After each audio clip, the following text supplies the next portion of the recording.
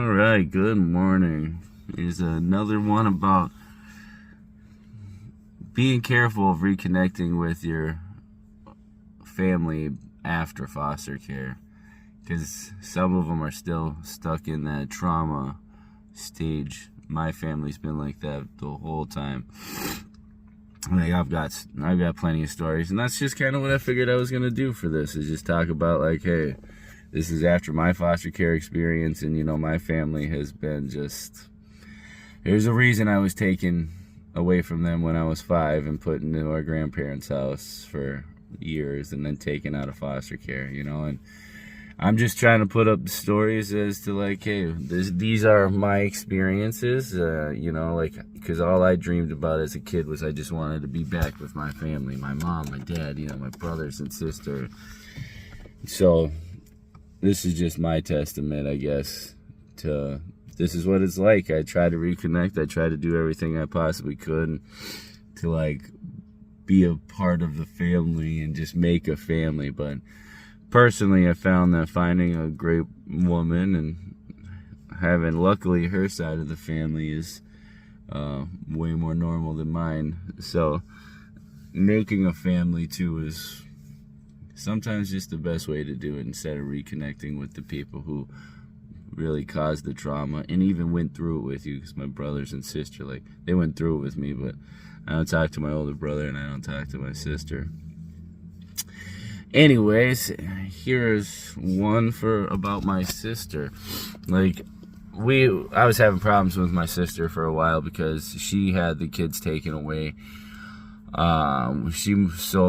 Long story short, I can go into this more, but I went to court against her for one of my nieces, one of her daughters, because I was hearing stories of abuse.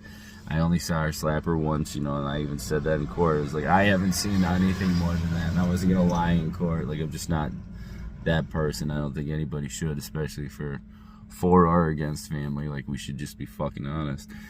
But so, and this, a couple years go by, and my mom and I were on about, like, because I got abused as a kid. So I'm like, no, you're not going to abuse any of your kids, whether it's mental or physical. I don't give a shit. You don't touch them. No way. You're supposed, like, you having kids, you chose to have kids. You're supposed to raise them correctly. I don't understand people that don't get this. Like, even if you had a kid young, like, that's your fault. Yours and that other person's fault. Just man or woman up and take care of that shit. Anyways, so years down the road, this niece, the one that they were abusive with, well, they were abusive with all of them, but they moved to North Carolina because, they had a couple reports out on them up here. So after having a couple reports out on them, it makes it harder for them to want to stay in the county because, oh, guess what? Like, all right, I've already got this report. We already got these things.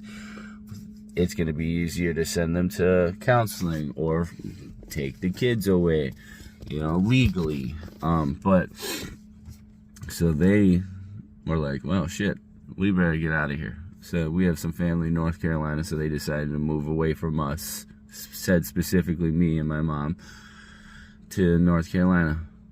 Within 6 months, then one of their neighbors, of them living in an apartment, called Child Protective Services.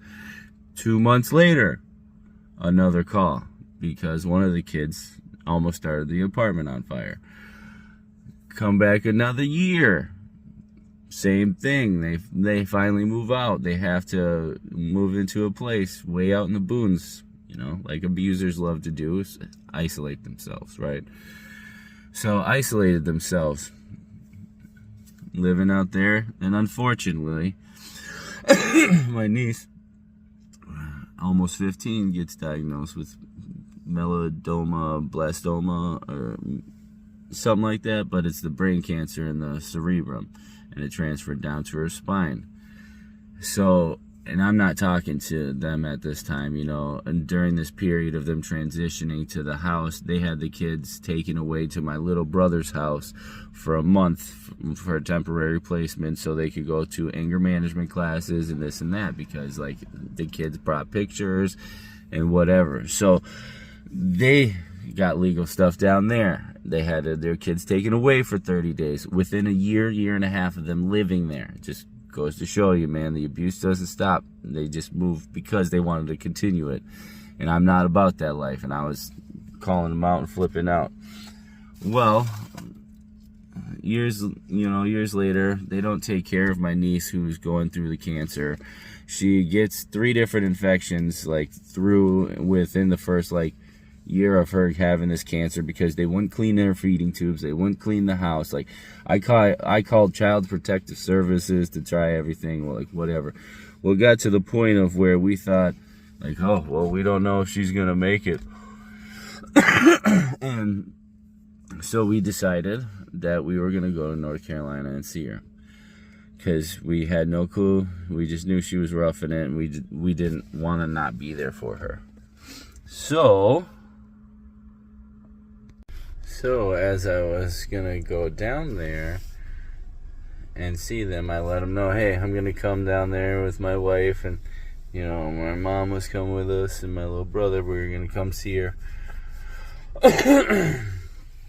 And my sister and her husband at the time had the nerve to tell me, oh, I had to apologize to them before I was allowed to see my niece, who was in the hospitals dealing with this cancer.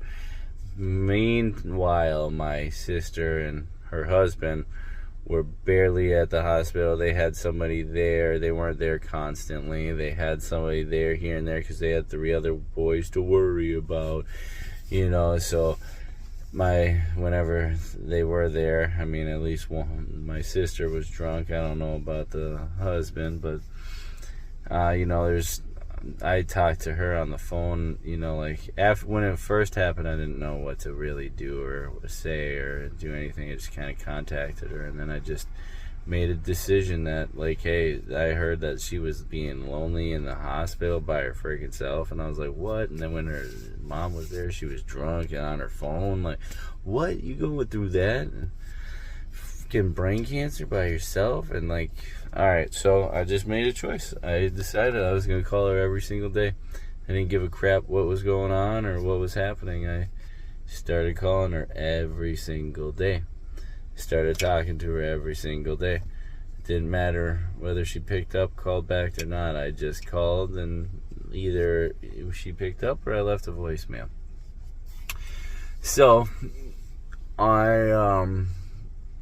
after going through this, talking to her personally, talking to her all this, like, we decided it was probably best, just to be safe, to go down and talk to her, maybe give her a little morale boost and help her out a little bit. So, of course, we were like, yeah, she wants us down there. She needs other family down there.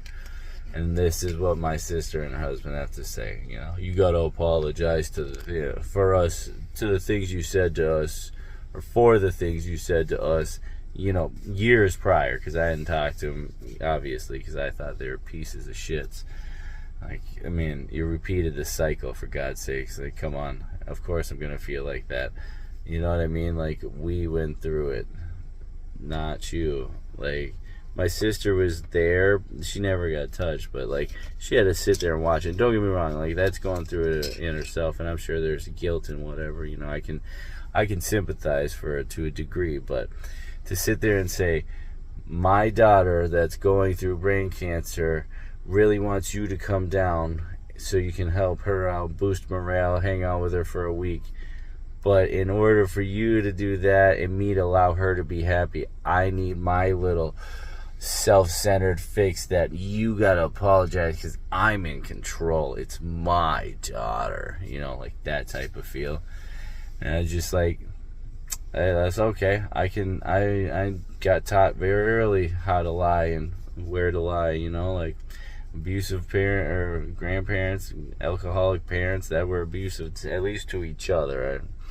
And then, yeah, so, like, you learn to lie growing up in a trauma house like we did, you know what I mean? Like a trauma-filled family, I should say. So anyways, I made up some bullshit. Yeah, sorry, blah, blah, blah. And didn't mean it. I was mad, whatever. I still don't mean the apology. I don't give a crap. Like, I did that specifically for my niece. And that was a big pride swallowing moment. That was a tough one, to be honest with you. It was one of the harder moments, is swallowing my pride. But, you know, sometimes us men have to do that for our loved ones, especially somebody that's going through that, like a freaking 15, 16-year-old girl going through brain cancer, just wants her uncle and aunt and grandma to come see her. I'll apologize. I'll give a fuck. I'll make up some dumbass, wild ass apologies, just like, oh man, I was the stupidest motherfucker on the planet. I can't. And then once I'm done actually fulfilling what I did to my loved one, then I go back to saying, fuck you, bitch. I ain't mean nothing. You know what I'm saying? But anyways, so yeah, they wanted me to apologize. I called and left a voicemail because, you know, not only did they want me to apologize, they couldn't pick up the phone for me to apologize to them. They needed to hear it on a voice recording. And then they didn't even have the balls to, like, have a voice record and, like, just call me, say, yo, all right, cool, we got your apology, it's fine. Like, nope, I don't care. I still went down there, and we drove down there. It was like 22-hour drive or something like that. So while getting down there, finally I get to their house, and we're sitting there having the conversation and shit, and I'm sitting here playing fake as hell, because, you know, you got it with people like that, like legitimately people that have mentally wrong problems, that think controlling a child is more important than the child's health. You gotta walk certain lines around those types of people, make them feel a certain way, even if you don't. Trust me, I didn't. But these assholes had us, instead of letting me take her for the week and drop her off at her appointments or this or that, instead of letting me do that, she's like, nope, you can come here and drop her off, knowing that we lived where we were staying with our other cousins, where we were able to stay on their couch and floor, awesome cousins, was 45 minutes away. So not only did I have to make some fake apology, I had to drive 45 minutes one way to pick up my niece, who was actively going through radiation and cancer treatments and roughing it. She's in a fucking wheelchair. Oh, I was so goddamn pissed off at this person, man. I just, woo. So that's what I'm saying. Like, you being younger, I really wanted to make my family, like my blood family, work and be part of what I could, like, have for the rest of my life. And sometimes, man, it's just like, what the fuck was I thinking? Shit, they still feel the trauma. I'm the only one. Don't get me wrong, I'm not perfect. Like, I have my moments. I've had my alcoholism. I've blown up. I've had my own anger problems, like, you know, but I'm the only one I have 2 kids. I'm with my only wife. We have a house. I have a job. She stay home. We just, you know, we talk about it as much as we can, because I will make it work for my kids. Because growing up the way I grew up, all I ever wanted to be was a good dad. Like, I really wasn't worried about much else. Like, yeah, I wanted to be rich and play football, like, you know, the typical kid stuff. But, like, all I really wanted was a good family and to be a good dad. And I held on a very long time with trying to keep that type, like, oh, they're blood, like that cult mentality of, like, family, you know, they're my blood, and, you know, it's a ride or die for you. Nah, man, if blood does you wrong like that, lies to you, does other people wrong like they, you know, kind of you came through, nah, you can make family anybody, as long as they're on the same level as you and agree with the same shit. Family's who you make it, man. And, like, that took me a while to learn. I didn't really learn that till I was even in my 20s, man. Like, I was still kind of had that culty family mentality. That's why it was a really hard time transition for me in foster care.